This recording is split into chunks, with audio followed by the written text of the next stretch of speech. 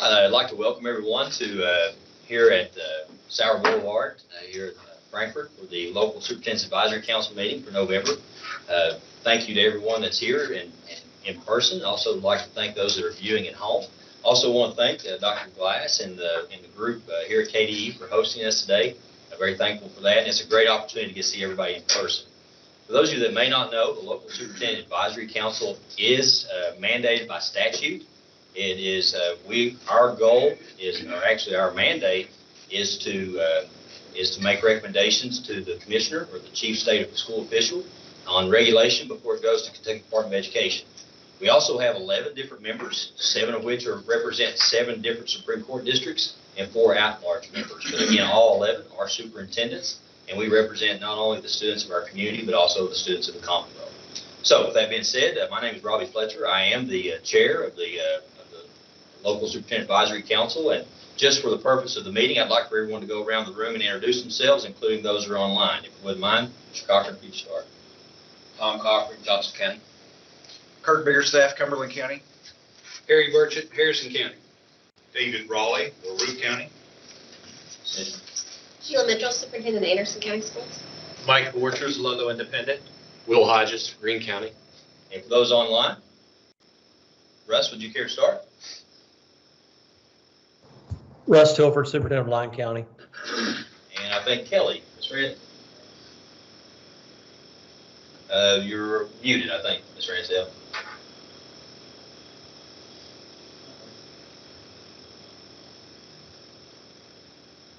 Okay, we had some sound issues there. I'll go ahead, and if you wouldn't mind, that's Superintendent Ransdale, and she is from Anchorage Independent. Can you hear us just fine, Superintendent Ransdale? Okay, great. And again, my name is Robbie Fletcher. I am Superintendent of Lawrence County Schools. So again, we are here at Kentucky Department of Education, and we'd like to get started with our meeting with Commissioner Glass to provide an update from the Kentucky Department of Education. Thank you, Mr. Chair. Welcome, everybody. I think this is our first in-person meeting that we've had in the time that I've been commissioner, which has been over 2 years now. So we appreciate the travel that you made to get here. I know that's an investment of time, but it's nice to see all of you. We did roll out the welcome mat for this meeting. There was, yesterday when we were in here, I think they said it was 50 degrees, and when we came in this morning it was 90. So it's federal law, or at least state law, that conference rooms cannot be between 65 and 75. You have to be on one side of that or the other. So we tried to moderate that. And our wonderful Stacy Ball pulled together all these refreshments for you. I did find there's a trophy in a closet in the commissioner's office that says KDE Star Player or something, and I think it's from 1968 or something. But that's who got that today. She got the trophy for the prize employee. I know that we've got a busy agenda, so I'll keep my remarks brief. Just a couple of things to update you on. As if you didn't know, we are experiencing waves of several different types of illness around the state. RSV, COVID, flu, leading to student and staff absences. We've seen a number of districts close down. This continues. It's been a trend that several of you may be experiencing in your own communities. If it hasn't shut down your districts, it certainly is something that you're having to contend with, both in student and staff absences. I do think that when we get the legislature together, it'll be worthwhile for us to consider some other kind of stabilization. We may not want to go back to using 2019 numbers again. I think that the further you get away from that year is the stabilization factor that we used during COVID. You've had districts that have increased and decreased in size since then, so it makes the ultimate correction from that date all the harder when we finally have to do it. But we could look at other ways of counting students that aren't average daily attendance. Most states use a once a year or twice a year model. So Kentucky is in the minority of states that uses an average daily attendance approach. There are other ways to do this, and there is no correlation or connection between the way that you count students and then the outcomes that I've been able to tell. So I think we should look at what's the easiest and most simple way to account for students in enrollment and use that number going forward. but that'll be, I think, another conversation for us to have with our associations and legislators when the session gets going. Other just updates, we have had since the time we were last together the release of the state and our national assessment data. It was of no surprise to anybody here at KDE, and I'm sure not to you, that where those literacy, numeracy, and science results came in, we all knew that they would be lower than they have been historically.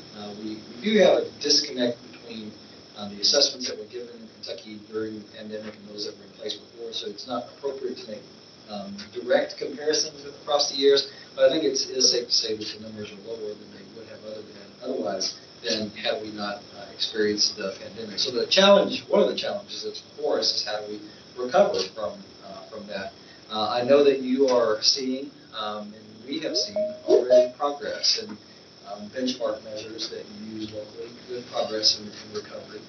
We saw some of that with the state ACT results already, some emergence from that. But I think, if we're honest, it's probably going to be a couple of years of work to emerge from this, and all the more reason that we have to look at the available federal resources for COVID recovery and how we use those to help students recover, not just from the academic losses, the unfinished academic work that they didn't experience, but also some of the other experiences that they missed out on. How can we make that up for kids as well? On the literacy front, we've been working to implement the new Read to Succeed law. We're proud of that legislation and grateful for that legislation. And, much credit for that due to Mickey Ray and Dr.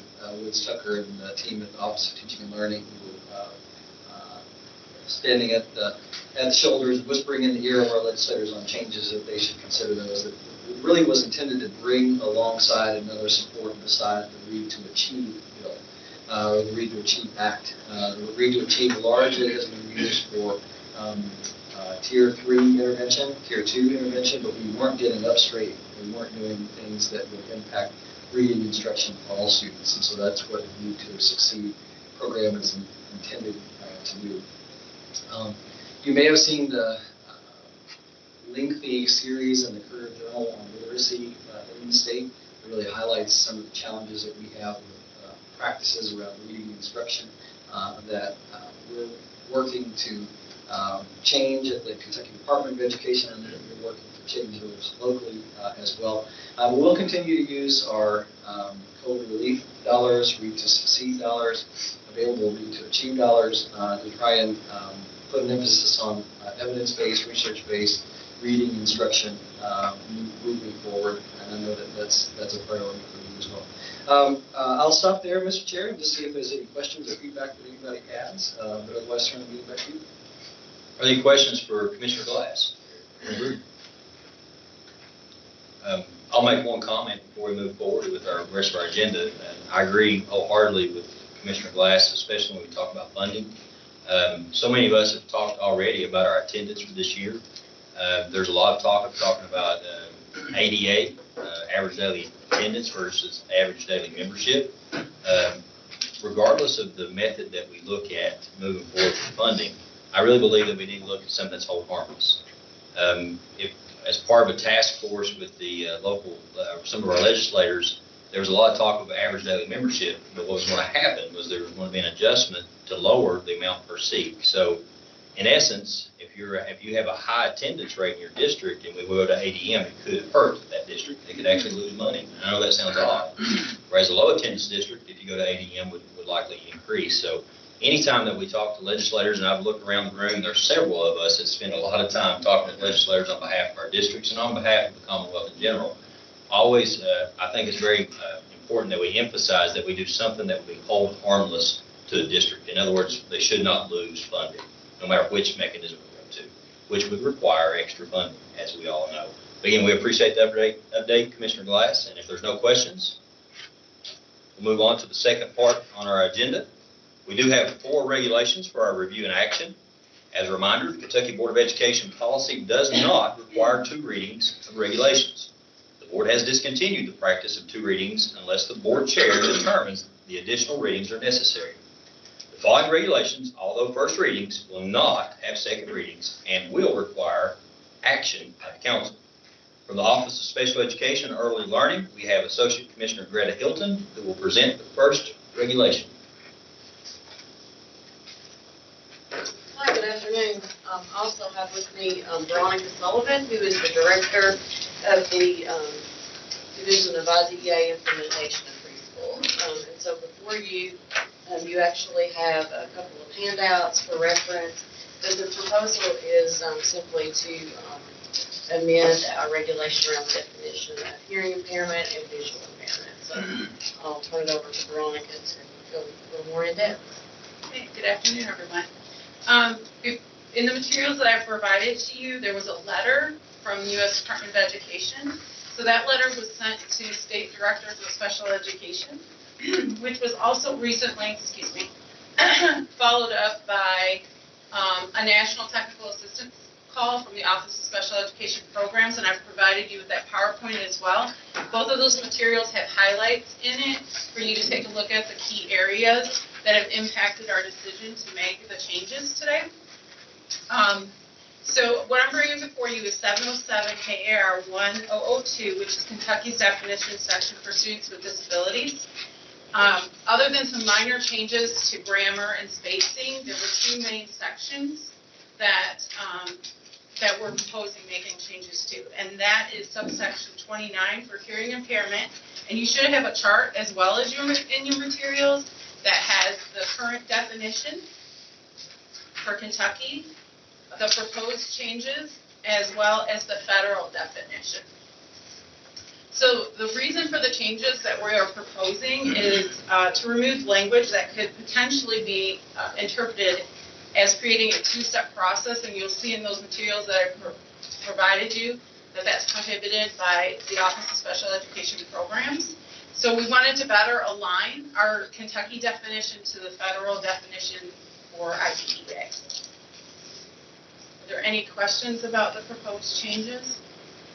So in short, to summarize that, if you look at the proposed changes, you'll see that we're taking off the qualifiers that says you have to have a certain amount of hearing loss in order to be considered for special education services, or you have to have a certain amount of visual impairment. And through the letter that we received from USED, as well as the technical assistance calls from USED, they've been very clear that states that have qualifiers are inconsistent with the individuals with disabilities education. And because there are no qualifiers in the federal law. And so that's essentially overall what we're doing, taking that away. It remains the decision of the Admissions and Release Committee, the ARC within your district, the way it always has. But we have heard, as we have talked with folks about this, and we did take it before the State Advisory Panel for Exceptional Children during the CEC conference this weekend, and they voted to move it forward for approval as well. Because the consequence, if you will, of having qualifiers would be if you had students who had a certain visual loss that impacted their educational performance, then the ARC, under our current regulation, would be unable to consider whether or not those students had an adverse impact on their education to be considered for special education services. Do we have any questions for Associate Commissioner Hilton?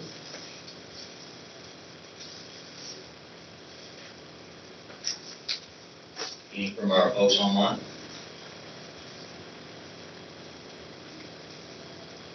Hearing no questions, do I have a motion to approve the proposed amendments to 707 KAR 1002 definitions? Motion. Motion by Superintendent Biggerstaff. Do I have a second? Second. Second by Superintendent Hodges. Any discussion? Dr. Brewer, I'd ask for a roll call vote, please. Kurt Biggerstaff, Yes. Mike Borchers, Yes. Harry Burchett, Yes. Tom Cochran, Yes. Robbie Fletcher, Yes. Will Hodges, Yes. Sheila Mitchell, David Raleigh, Yes. Kelly Ransdell, yes, Russ Silver. Yes. Thank you, ladies. We appreciate your input. Appreciate your support. Mr. Chair? Yes, sir. Maybe just, it's not a question related to the motion or anything, just out of curiosity. Why was we have the memorandum from 2017 and then OSEP acting on it now? Why the 5-year delay? So that was the question that a lot of states asked, Yeah. and the response that we received was they had started to work on it, and then COVID happened, and they pivoted. That's the curve of the year. So yeah, so they focused on COVID, and now they're coming back around to it. Okay. Still 3 years without COVID, so, okay. Thank you for that question, Commissioner. Okay, next we have Deputy Commissioner and Chief Equity Officer Thomas Woods Tucker, Chief Academic Officer Mickey Ray, Division Director Crystal Rowland, and Policy Advisor Sarah Peace from the Office of Teaching and Learning to present the final 3 regulations.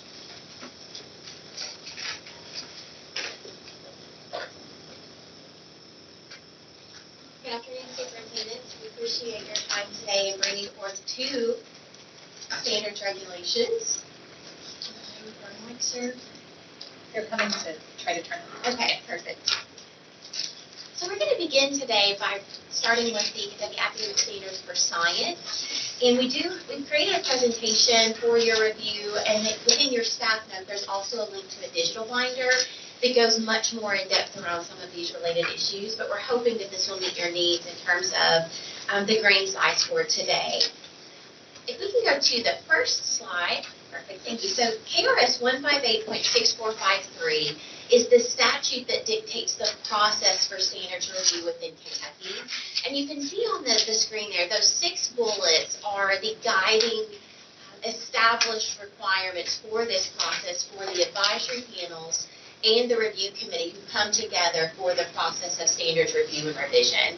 And so they become very used to this language and really keep it as markers of the work that they have related to all of the content areas.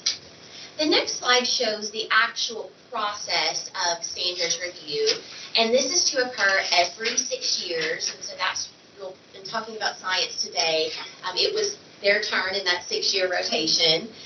You can see there we are at the bottom of the 3rd column. So yesterday we actually met with the Standards Assessment Process Review Committee, and they determined that the process for both social studies and science was sufficient so that the KDE and members of those committees sufficiently followed the process. And you have access to that commissioner's report and the findings of the SMART committee in your standards digital binder that's linked within your staff note. So if you'd like to review that, that's been provided for you. Again, I'm going to turn it over now to Sarah Peace to talk a little bit more about the regulations specifically. So that this one is a bit unique. Hi, Superintendents. It's a pleasure to see you. I wanted to, if we could advance to let's go another slide if we could. 704 KAR 8120 is a new regulation that will house the Kentucky Academic Standards for Science and adopts into law the CAS document. We are also having to amend 704 KAR 3303 due to the science standards being transferred from this older document to its own regulation under Chapter 8. So as we complete the review process that Mickey just described, for the content areas, we're taking them out from 303 to their own individual regulations. It makes it much more manageable too. And the next slide details the timeline, and this is for, again, science specifically. And this was a bit of an atypical timeline. So usually it's about a 2-year process. So a year for the advisory panel and review committee to do the actual work of standards review, and then 6 to 9 months for the regulatory process after the board would approve the standards.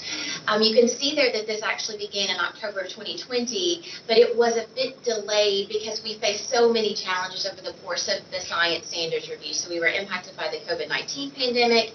There were 2 devastating natural disasters in our state, and then just general substitute shortages for all of those reasons. So we had some difficulty getting quorum, which is required for those meetings as well in order to move the work forward. So we are very grateful to the committee for completing an extensive process, an extended process for science review, and all of that is documented on this slide for you. And I'm going to transition now to Crystal Rowland, who is the Director of Division of Program Standards, and she's going to talk a little bit more specifically about the science process. Thank you, Mickey.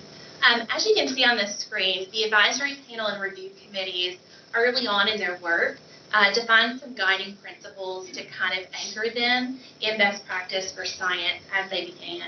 And really these guiding principles are anchored in a commitment to clear standards for teachers and really providing deep learning experiences for students that allow them to explore the natural world around them.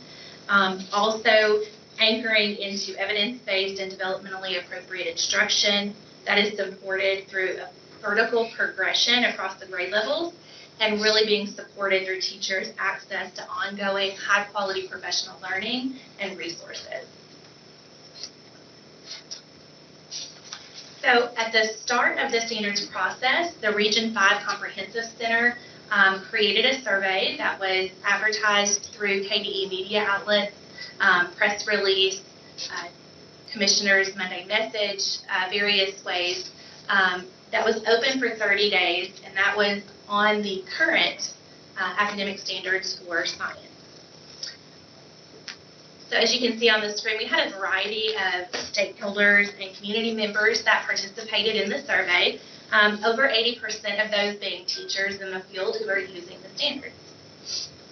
So from that, the American Institute for Research, that's the third party that we've been working through the standards revision process, they created the survey report from those findings from the survey. At that time, the advisory panel and the review committees were provided with that survey report. They also had access to current research and other state standards and evidence-based frameworks to inform and guide changes. So they responded to the feedback and made revisions where necessary, and that was presented to the review committee, who also, as I said, had access to the survey report. Upon review, the review committee made revisions and then created a draft Kentucky Academic Standards for Science. AIR took the draft and created another survey that was advertised for 30 days. And as you can see from the results there, we had a variety of education and community stakeholders that responded to provide feedback, over half of those this time being teachers. Next slide. Represented here is the feedback that we received from the survey. As you can see, the vast majority of the responders had no proposed changes or comments at all. In K-5, 87% of respondents recommended no changes, 92% in middle school grades, and 89% in high school. In addition to the surveys, AIR also conducted a number of focus groups with the groups represented on the screen. The advisory panel reviewed the survey report from the second round of feedback, also feedback from the focus groups, and they made revisions as appropriate to the draft. The review committee reviewed the survey report as well and the recommended changes from the advisory panel and made any final changes to then create what we now have as the draft Kentucky Academic Standards for Science that was then presented to the Interim Joint Committee on Education. So within the draft Kentucky Academic Standards for Science, predominantly the feedback was on the teachers being able to understand the standards and what the grade level expectations would be. And so that is primarily what you're going to see in the revision, is that the committee members wanted to create a document that's understood by all stakeholders and that teachers could really use to implement the standards to fidelity. Next slide. So the redesign seen on your screen, this is really is there to support teachers in understanding the standards and what's expected. At the top, there's the performance expectation. And it's supported by a clarification statement that provides examples and additional information, as well as an assessment boundary that provides limitations for large-scale assessment. Further information is found below in what they call foundation boxes, which show the science and engineering practices, disciplinary core ideas, and the cross-cutting concepts that support that performance expectation. And at this time, we are willing to entertain any questions you may have about the process for science or the CAST document. I have a question. I'm sorry. Just regarding the science standards and how they align with the content of the ACT as well as the AP coursework for our students in chemistry as well as physics and biology. Is there any direct correlation, or is there any part of this process that looks how those particular assessments align with these standards? I think if you look specifically at the high school strands, that you will see direct correlations between the content we would want exhibited in an AP class, but I do want to make sure that we clarify that the standards are the minimum foundation. So those advanced placement courses would be above and beyond what every student should experience in a high school chemistry, biology course, etc. But without doubt, there is content correlations between those high school grade banded disciplines. Anything? And Superintendent mentioned you're probably looking for a crosswalk, whether or not we have a crosswalk.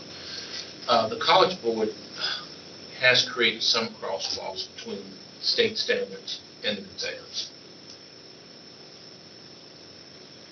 But at this time, we won't be releasing a specific crosswalk, but if school leaders, building administrators have questions, and we can provide some supports on where those correlations might be found. I'd like to add on to Superintendent Mitchell's question. If you look at state assessment, talk about alignment. The state assessment in science was probably one of the lowest scores that most districts would have. So my question is, how aligned is this with the current assessment, or will this also involve a new assessment when it comes to once this is implemented? One thing that was done, Superintendent Fletcher, they went through a process of aligning the assessment blueprint for the new Kentucky academic standards with this version. And so I think there will be some tweaking of those components and elements that will be field tested in future editions of the test. But for the most part, it stayed very similar. I think the larger thing that we're seeing is that we have a responsibility to provide additional statewide supports in science. And in the Office of Teaching and Learning, we are working to have a pilot program, for example, that would allow districts to walk through a curriculum development process that would align to the science standards. And we use that information for feedback for the larger state. We're also developing a consumer guide. It's very difficult to find green-rated resources, but directly aligned resources for the CAS for science with the resources that are available. So we are taking some steps to try to make that evaluation and selection of resources easier, where you would have confidence that it is aligned to the CAS for science specifically. Other questions, superintendents? No, I would like to ask one more question. I think Policy Advisor Peach, you made a comment about the academic standards are going to become their own regulation batch. Where did that push come from and why? I may ask Mickey Ray to give some of the context there as to the decision to remove the standards from 303 to Chapter 8 to live on their own in each content area. And I'm happy to do that. So in 2017, when Senate Bill 1 passed, that really kicked off this process. At that time, every single content area lived within 704 KR 3303. And so what we've done, as each new standard comes up for review, it's taken out of that old regulation, which we plan to repeal. VPA will be the only remaining standard document living within 3303, and now they'll all live separately in Chapter 8. And that way, when it's opened, everything is focused on a singular content area versus all of the content areas being woven into one. And I don't know, Todd, if you'd like to add anything about that. Sure. Also, would we amend the regulations? We can't do a new amendment for the purpose of the process. So it sets up a problem we have in the process. We follow the LSAC science standards, and that has to completely go through the process before we start.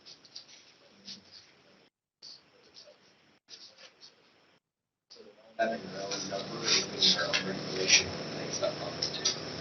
Thank you for the clarification. Other questions? Mr. Glass, anything you'd like to add? Okay. Hearing no other questions, do I have a motion to approve proposed amendments? It's 704 KAR 3303, the required academic standards. Chair Fletcher, I'll make that motion. Motion by Superintendent Riley, do I have a second? I'll second. Second by Superintendent Borchers. And Dr. Brewer, I'm sorry, any other discussion? Dr. Brewer, roll call, please. Kirk Biggerstaff, Yes. Mike Borchers, Yes. Harry Burgess, Yes. Tom Cochran, Yes. Robbie Fletcher, Yes. Will Hodges, Yes. Sheila Mitchell, Yes. David Rowley, Yes. Kelly Ransdell, yes, Russ Tilton. Yes. So Chair Fletcher, we can move on to the 8120 for approval and discussion, if you'd like to. That was embedded in that same presentation. Okay, I think we have Dr. Woods Tucker, and also we're going to present a motion on 704 KR 8120. Thank you, sir. Turn over to Chief Academic Officer. So Meredith, on, So that is the presentation we just had, so that was for. All part of the that's same clean up, but presentation. Yes, so that's, yeah, I know that. Okay, thank you for clarifying. We have a motion to approve 704 KAR 8120, the Kentucky Academic Standards KAS for science. Harry Burchett, Harrison County, will make that motion. Thank you, Superintendent Burchett. Have a second. Sheila Mitchell, second. Second by Superintendent Mitchell. Any discussion? Not? Roll call vote, please. Kirk Biggerstaff, Yes. Mike Borchers, Yes. Harry Burgess, Yes. Tom Cochran, Yes. Robbie Fletcher, Yes. Will Hodges, Yes. Sheila Mitchell, Yes. David Rowley, Yes. Kelly Ransdell, yes, Russ Tilton. Yes. Okay, as we move through, we do have information concerning the required academic standards for social studies. So is there anything that we need to add for social studies? We actually do. So this is a very different scenario for the opening of the regulation for the Kentucky Academic Standards for Social Studies. So we just talked about science, which was on the 6-year cycle and opened as a result of the standards review process. Our standards for social studies, it was actually opened as a result of a Senate bill, Senate 01, 2022. And so Sarah's going to start us off by talking just a little bit about the regulation, and then I'll speak more to the statutory requirement. Thank you. The regulation for the Kentucky Academic Standards for Social Studies is housed under 704 KAR 8060. So it is in Chapter 8 where each content area will be, along with science.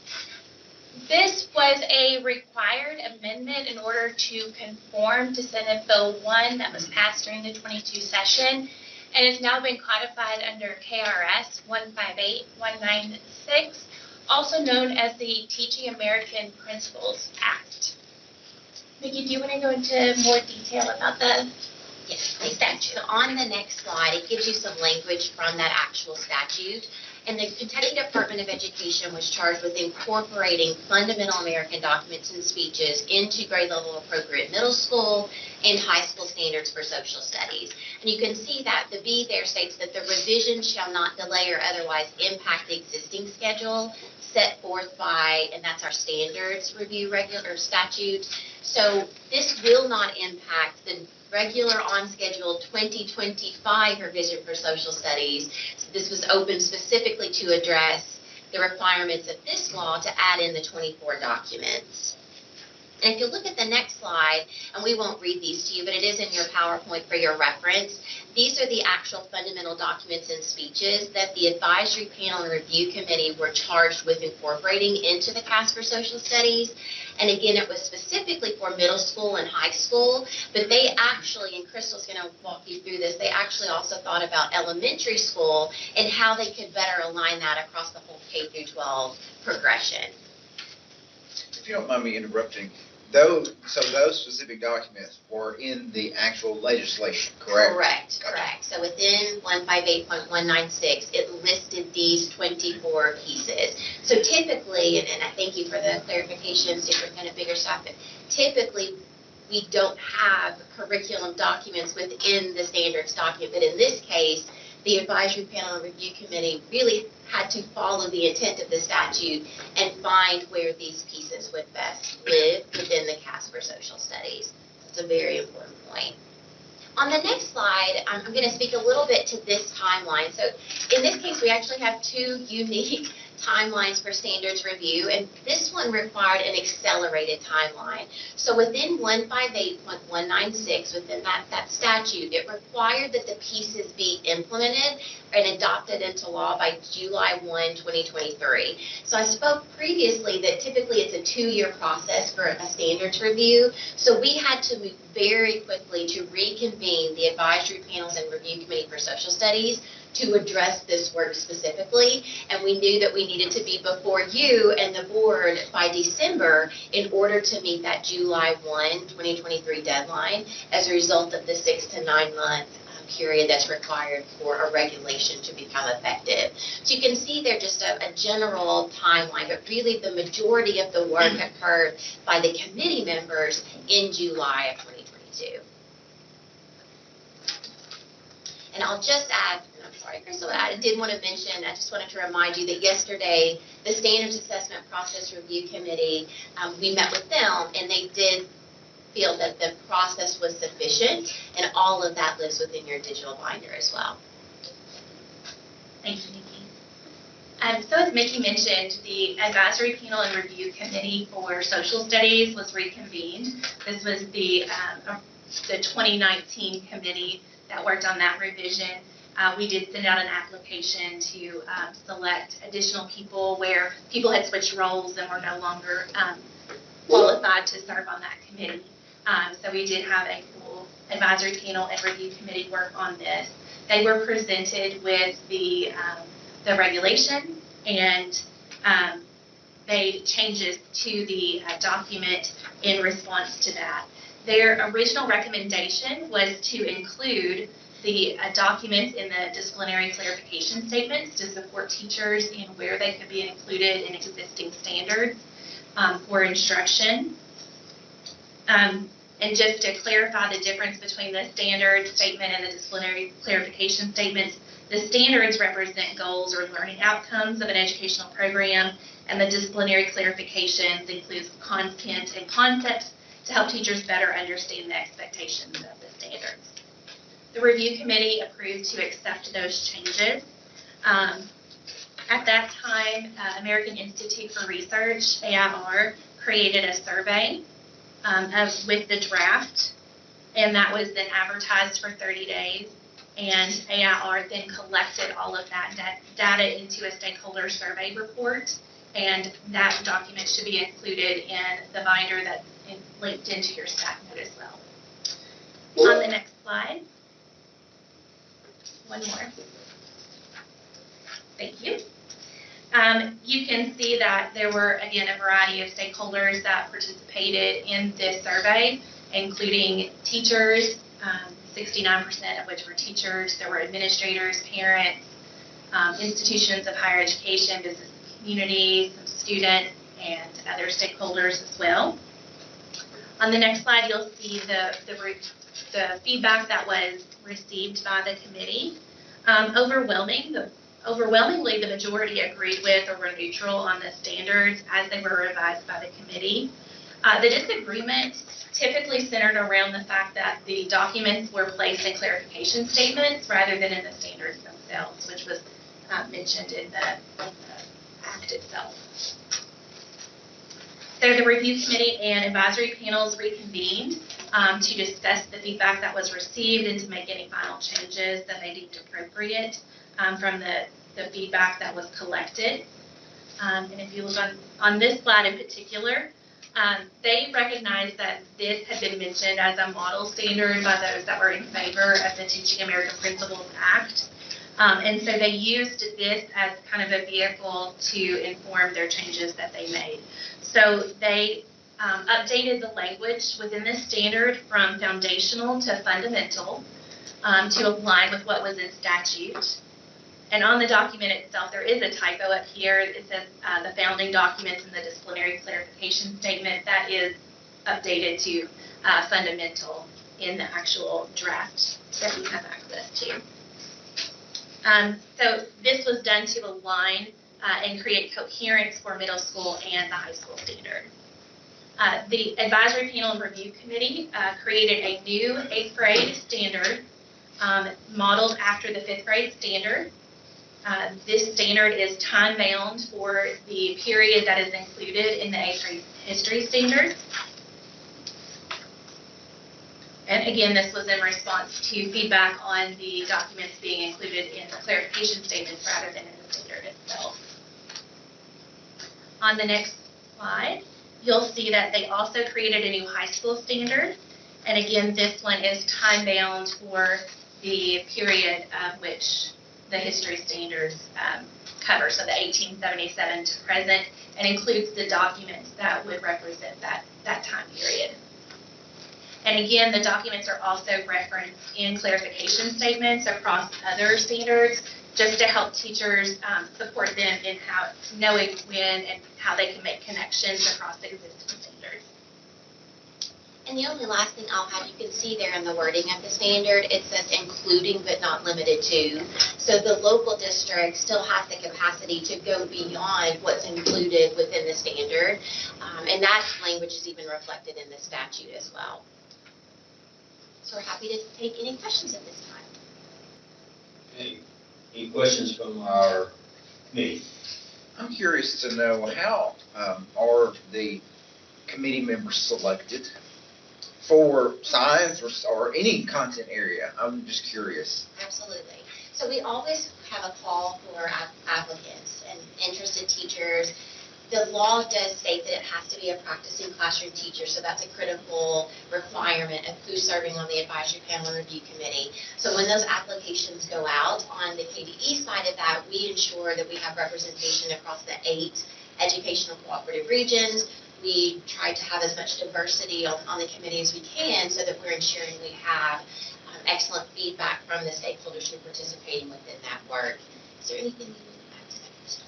Yeah, I was just going to say, when the application goes out, we advertise that as many ways as we possibly can. So if you subscribe to any of the newsletters through kystandards.org, certainly the commissioners Monday email, you'll have access to that as well. So I would be safe to assume that these individuals want to do this work, which would, I assume, increase the quality of the work as well.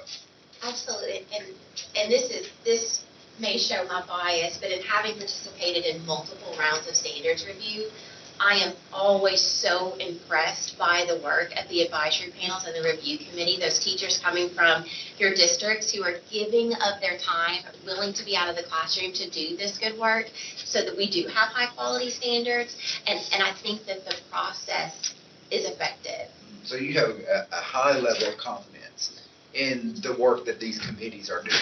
Absolutely. Great. They are very passionate about the work that they do. That's wonderful. And every piece of feedback that comes in, they read through those, they discuss, and they consider any merit or weight within that and how they improve. Thank you. Yeah, and the superintendent staff, that really leads to probably one of the few comments that I make about this whole process. One of the superintendents on the SAPRC committee, he asked the same fundamental question that you asked, and I'm sure many of you are wondering about the fidelity of the process. And he asked the question directly with me, and I said, I sat in the superintendent's chair for 13 years, and it's been beautiful to watch this team here and the folks in the Office of Teaching and Learning, and of course our support folks, with Todd and Meredith lay out this process. Again, I've watched this for 13 plus years as a superintendent and director of curriculum, and to come, if you will, on this side and to watch all of the moving parts happen, whether it's getting feedback from SAPRC, the review committee, or the advisory panel, and ensuring that these standards are rigorous and of high quality. So I have no doubt that they meet the level of rigor and feedback that I would want my students to have here at the Commonwealth. That's great. Thank you all. Just a quick clarifying question. So did I hear you say that the majority of those that were in opposition was mainly because what was in it was called clarifying discipline? They felt like maybe some of that should have been part of the standard. So I'm assuming that they probably felt like some of those groups that were considered not represented might be kind of the hang up there. And I think based on the feedback, their concern was that the clarifications are really meant to do just that, clarify the standard. So it makes it more of an option. So those who were really supportive of the pieces being within the standards document wanted to see them in the standard. And the committee responded to that feedback, and that's why you see the creation of those two new standards to ensure that the documents are embedded.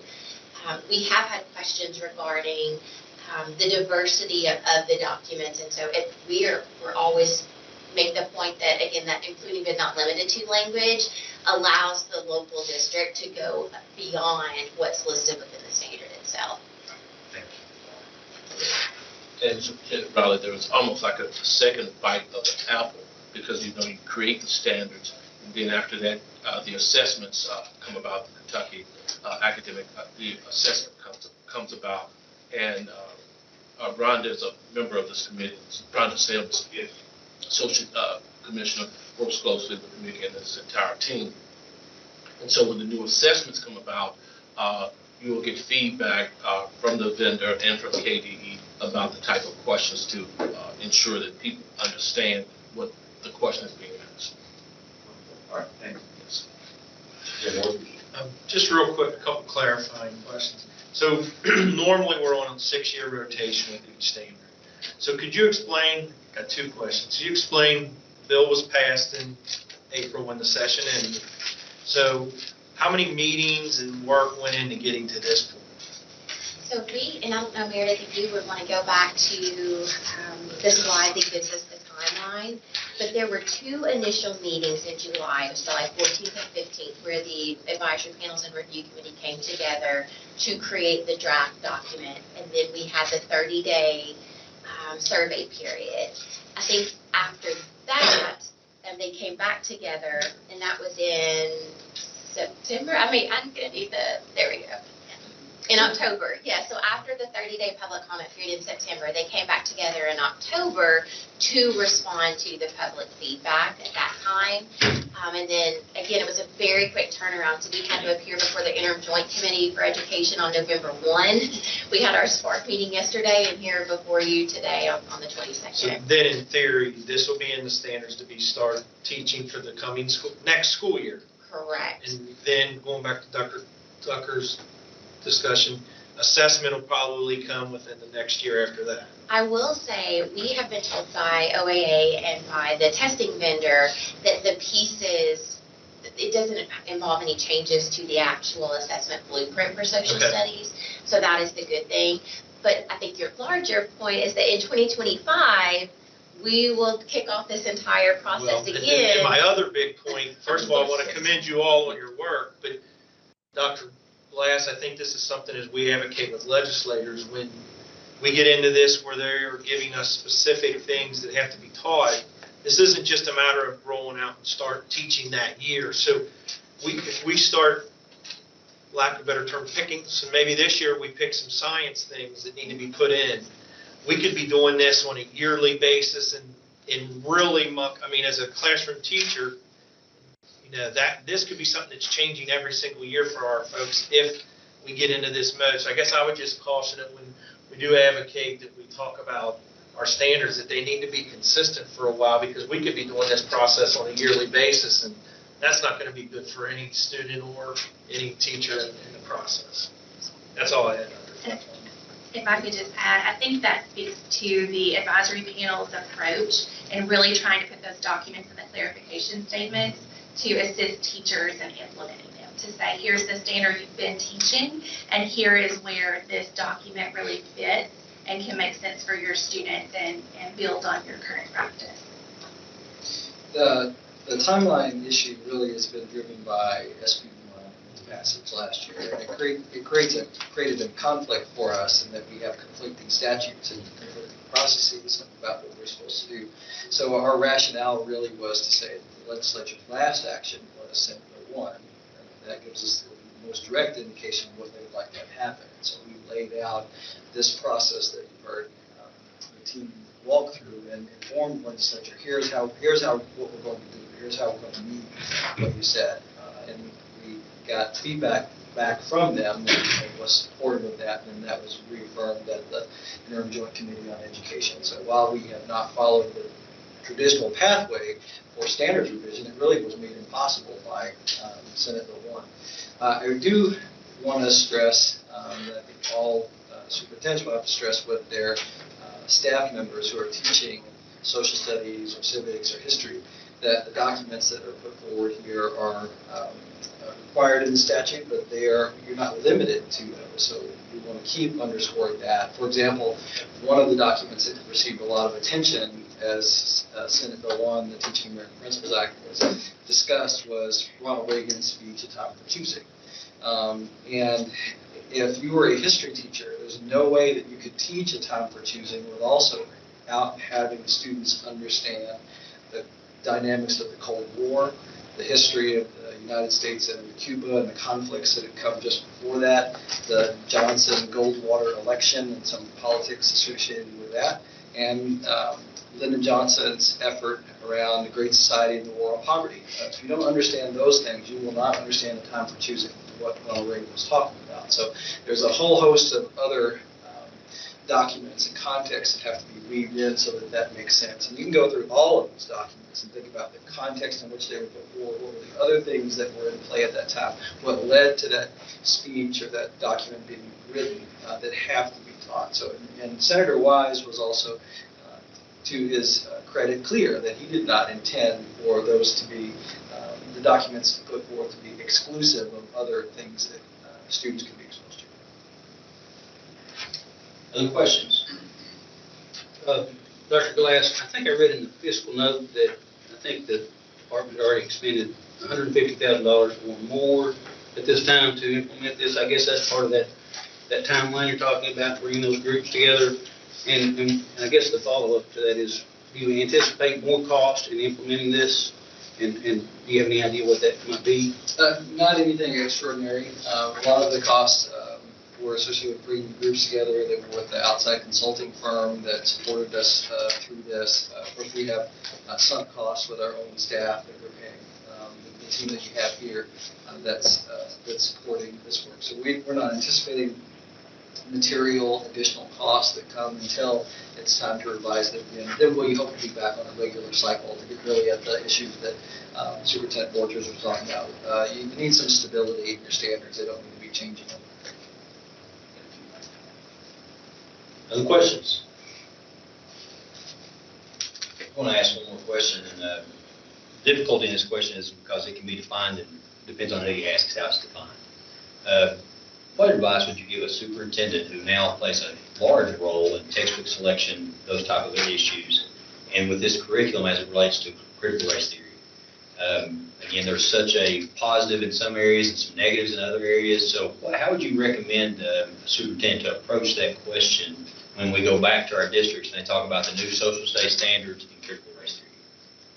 I'll get started. I'm sure Dr. Gus, you may have some comments as well. I would assure people that they need to get into the standards document. If they're bringing forward the questions, I would challenge them to look at the standards. And in terms of critical race theory, there's nothing within the standards that directly connects to critical race theory. Dr. Glass has made the point there numerous times that you will see connections to civics, and you will see students posing questions, compelling questions, and supporting questions. The things that we want to encourage students to exhibit just as engaged citizens within the Commonwealth. And so those pieces are there, but critical race theory specifically is not a part of the CAS for social studies.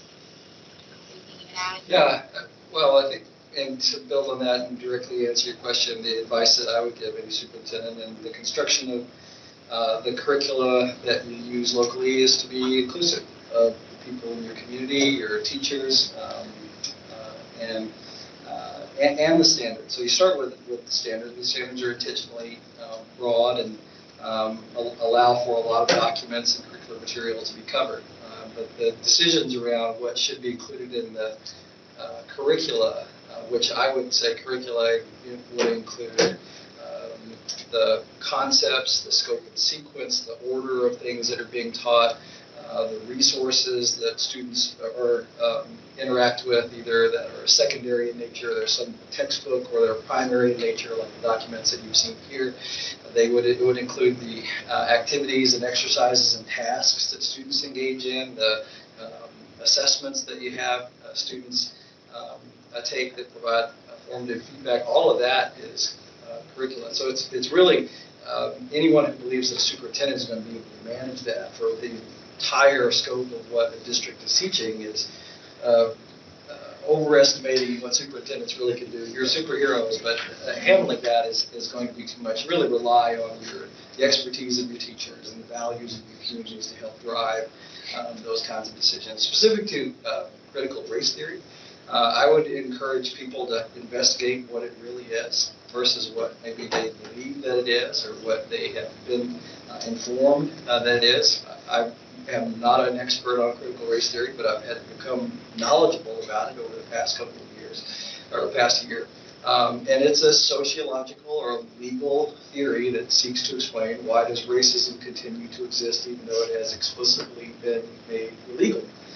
You can see elements related to critical race theory. If you look at W.E. Du Bois, what does July 4th mean to a slave?